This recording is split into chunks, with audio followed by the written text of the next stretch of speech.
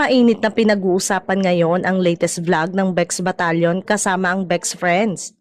Ayon kasi sa netizen ay tila makahulugan at patutsada ito ng Bex Battalion at iba pa nilang kaibigan kay Vice Ganda. Ito ay matapos na mapahiya umano si MC sa kanilang naging bakasyon kamakailan sa Palawan.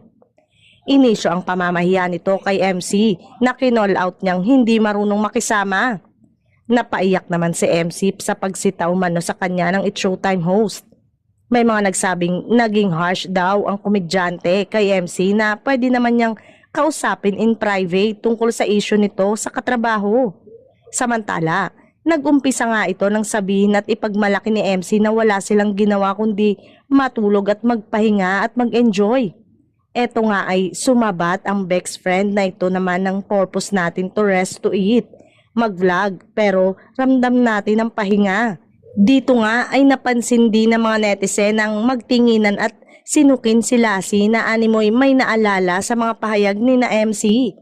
Kusang loob na nagpahinga si na MC at Lassie kaya hindi na sila nakikita sa Kapamilya Noontime Show.